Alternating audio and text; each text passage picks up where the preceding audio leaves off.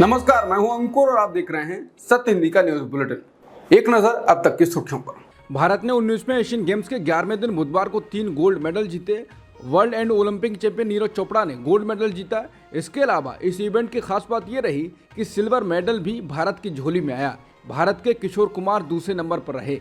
इससे पहले archery mixed team ने दिन का पहला गोल्ड दिलाया। तीसरा गोल्ड 4x4 रिले मेंस में भारत को मिला। आज भारत ने 3 गोल्ड के अलावा 5 सिल्वर और 4 ब्रॉन्ज समेत 12 मेडल जीते हैं। इन मेडल के साथ भारत के कुल मेडल 81 हो गए हैं। इनमें 18 गोल्ड, 31 सिल्वर और 32 ब्रॉन्ज शामिल हैं।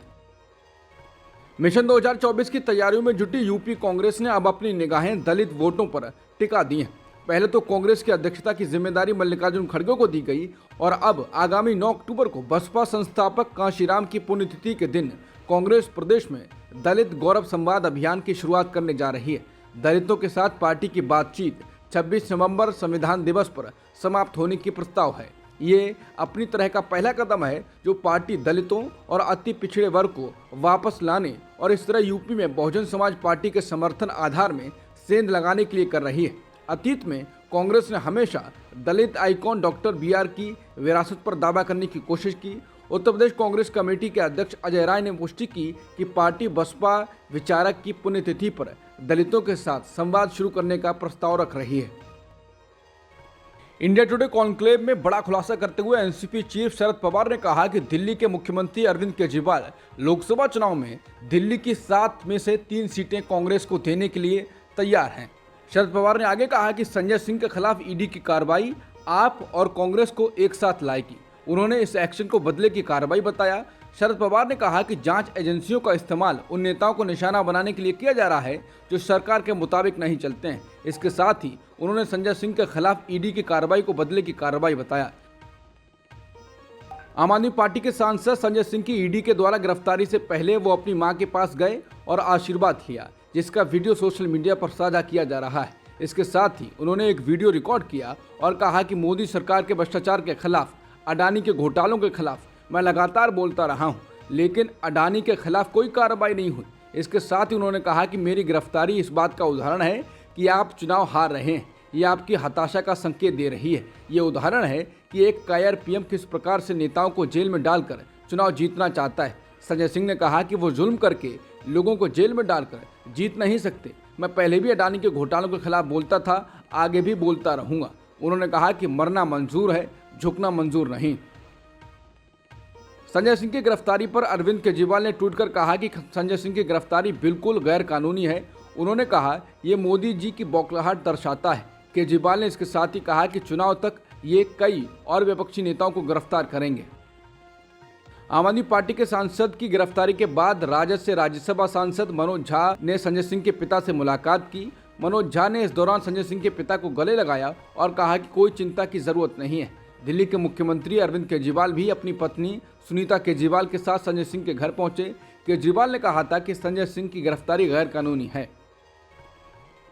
संजय सिंह की गिरफ्तारी के बाद आम आदमी पार्टी नेता आतिशी मारलेना ने कहा है कि भाजपा वालों का डर न जाने उन्हें और कितना गिराएगा।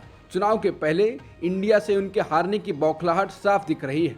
मनीष जी और सत्येंद्र जी के बाद रेड सरकार ने बुलंदी से जनता की आवाज उठाने वाले संजय भैया को गिरफ्तार कर लिया है। उन्होंने कहा कि ईडी का एक दफ्तर हमारे पार्टी कार्यालय में ही क्यों नहीं खोल लेते हैं। लगता है कि आप पर झूठे आरोप लगाकर ही इनका गुजारा होता है। राज्यसभा सांसद संजय सिंह की गिरफ्तारी पर भाजपा के दिल्ली प्रदेश अध्यक्ष वीरेंद्र सिंह सचदेवा ने बड़ा दावा किया है। उन्होंने कहा कि सच्चाई को छुपाया नहीं जा सकता, अगला नंबर केजरीवाल का है। बता दें, ईडी दिल्ली शराब नीति घोटाले में मनी लॉन्ड्रिंग मामले की जांच कर रही है। बॉलीवुड अभिनेता रणबीर कपूर को ईडी ने पूछताछ के लिए बुलाया है। समाचार एजेंसी पीटीआई और एएनआई के अनुसार ईडी ने छत्तीसगढ़ के महादेव बेटिंग एप्लीकेशन के मनी लॉन्ड्रिंग केस में रणबीर कपूर को समन किया है। अधिकारियों के हवाले से पीटीआई ने लिखा है कि रणबीर कपूर ने कथित तौर पर ऐप के प्रमोटरों से पैसे लिए थे। ये पैसे ऐप के प्रमोटर की शादी में परफॉर्म करने के एवज में लिए गए थे। ईडी ने रणबीर कपूर को 6 अक्टूबर को रायपुर के दफ्तर में पेश होने के लिए कहा है। सुप्रीम कोर्ट ने अब ईडी से कहा है कि कार्रवाई पारदर्शी होनी चाहिए, बदला लेने वाली नहीं होनी चाहिए। दरअसल सुप्रीम कोर्ट ने एक मामले में ईडी को निर्देश दिया है कि वो अभियुक्त को गिरफ्तार करते समय लिखित में गिरफ्तारी की वजह बताएं। मनी लॉन्ड्रिंग के मामले में रियल एस्टेट ग्रुप M3M के डायरेक्टर्स पंकज बंसल और बसंत बंसल की गिरफ्तारी रद्द करते हुए सुप्रीम कोर्ट ने ये निर्देश दिया। कोर्ट ने यह संज्ञान लिया कि बंसल को 14 जून को पूछताछ के लिए बुलाया गया था और उसी दिन किसी दूसरे मामले में उन्हें गिरफ्तार कर लिया गया। इस गिरफ्तारी को गैर कानूनी घोषित करते हुए अभियुक्तों को तत्काल छोड़ने का निर्देश दिया। सुप्रीम कोर्ट ने कहा कि काम करने का ईडी का ये रवैया सही नहीं है। बेंच ने कहा कि ईडी को पारदर्शी होना चाहिए और पारदर्शिता के नियमों का पालन करते हुए जांच करनी चाहिए, न कि बदला लेने वाला होना चाहिए। कांग्रेस अध्यक्ष मल्लिकार्जुन खड़गे ने बुधवार को कहा कि उनकी पार्टी पिछड़े वर्गों की जनगणना चाहती है, क्योंकि इस कदम से उनकी स्थिति के बारे में सटीक जानकारी मिलेगी और उनके कल्याण के लिए उपाय करने में मदद मिलेगी। उन्होंने कांग्रेस पर देश को विभाजित करने की कोशिश करने का आरोप लगाने के लिए प्रधानमंत्री मोदी की आलोचना की और कहा कि उनका खेल 2024 में जारी नहीं रहेगा, क्योंकि देश के लोग जागरूक हो गए हैं। खड़गे ने भाजपा और आरएसएस पर महिला विरोधी विचारधारा रखने का भी आरोप लगाया और कहा कि भगवा पार्टी को महिलाओं, पिछड़े वर्गों और महिलाओं के बारे में चिंता है क्या। खड़गे ने आरोप लगाया कि चाहे जनसंघ हो, भाजपा हो या आरएसएस, उनकी विचारधारा महिला विरोधी रही है। उन्होंने कहा वो नहीं चाहते कि महिलाएं आगे आएं। कुछ दिन पहले रक्षाबंधन त्योहार पर मोदी सरकार ने घरेलू LPG गैस सिलेंडर के दाम में 200 रुपये सब्सिडी की घोषणा की थी। बुधवार को केंद्रीय मंत्री अनुराग ठाकुर ने कहा कि उज्ज्वला योजना के तहत आने वाले लाभार्थियों को 200 रुपये की बजाय 300 रुपये सब्सिडी मिलेगी।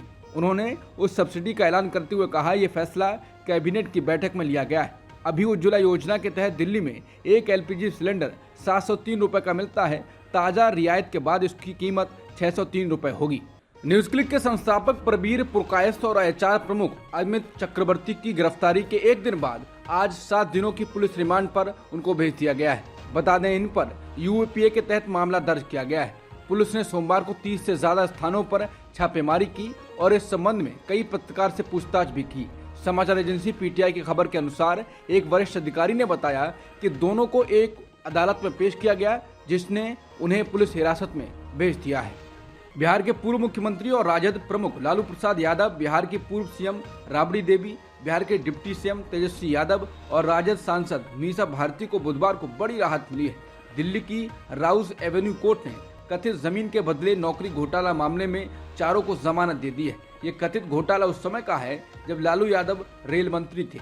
ऐसा दावा है कि लालू यादव के रेल मंत्री रहने के दौरान रेल मंत्रालय में लोगों को नौकरी देने के बदले उनसे जमीन ली गई थी। सिक्किम की लाचेन घाटी में तीस्ता नदी में रात को अचानक आई बाढ़ के बाद सेना के 23 जवान लापता हो गए हैं।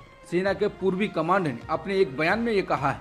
रिपोर्ट है कि रात में बादल फटने से अचानक बाढ़ आई और इससे तीस्ता नदी का जल स्तर अचानक बढ़ गया। ये बाढ़ उत्तरी सिक्किम में लोहनक झील पर अचानक बादल फटने के कारण आई, जिसके कारण तीस्ता में जल स्तर अचानक बढ़ गया। चुंगथांग बांध से पानी छोड़े जाने से स्थिति और बिगड़ गई, जिससे नीचे की ओर जल स्तर 15-20 फीट तक बढ़ गया। चीनी समर्थक माने जाने वाले मालदीव के हाल ही में चुने गए राष्ट्रपति मोहम्मद मुइज्जू ने अब भारत के खिलाफ रंग दिखाना शुरू कर दिया है। उन्होंने आते ही कहा है कि वो अपने चुनावी वादे पर डटे हुए हैं और भारतीय सेना को मालदीव के आर्कीपेलगो से हटाएंगे। समाचार एजेंसी AP के अनुसार सोमवार को अपनी जीत के जश्न में आयोजित एक कार्यक्रम में मुइज्जू ने अपने समर्थकों से कहा, मैं मालदीव में नागरिकों की इच्छा के खिलाफ विदेशी सेना के रहने के पक्ष में नहीं हूँ। उन्होंने कहा, आम लोगों ने चुनावी नतीजों के जरिए हमें बता दिया है कि वो यहाँ विदेशी सेना की उपस्थिति नहीं चाहते हैं। उन्होंने अपने समर्थकों को भरोसा दिलाया है कि उनकी सरकार के कामकाज शुरू करते ही वो विदेशी सेना को मालदीव से हटाने की दिशा में काम शुरू कर देगी। बता दें, मुइज्जू की जीत के बाद से ही ये चर्चा शुरू हो गई थी कि वो इब्राहिम मोहम्मद सोलिह की इंडिया फर्स्ट पॉलिसी वाले मालदीव का रुख बदल देंगे और ये भारत के लिए परेशानी बनेगा। बता दें, भारत के केंद्र शासित प्रदेश लक्षद्वीप से मालदीव करीब 700 किलोमीटर दूर है और अगर मालदीव में भारत की मौजूदगी कमजोर होती है तो चीन बहुत पास आ जाएगा और लक्षद्वीप में सुरक्षा को लेकर कोई चूक होती है तो चरमपंथियों की घुसपैठ की आशंका गहरा जाएगी।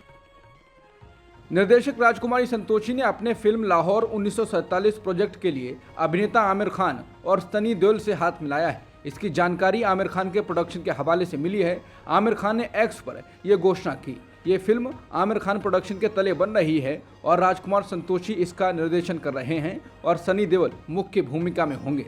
खान ने कहा कि वो और उनकी टीम देओल और संतोषी के साथ काम करने को उत्साहित है। संतोषी के साथ पहले अलग अलग फिल्मों के लिए दोनों स्टार ने काम किया है, लेकिन वो पहली बार इस प्रोजेक्ट के लिए साथ आ रहे हैं। अब तक की सुर्खियों में इतना ही। बाकी खबरों के लिए बने रहिए सत्यहिंदी.com के साथ।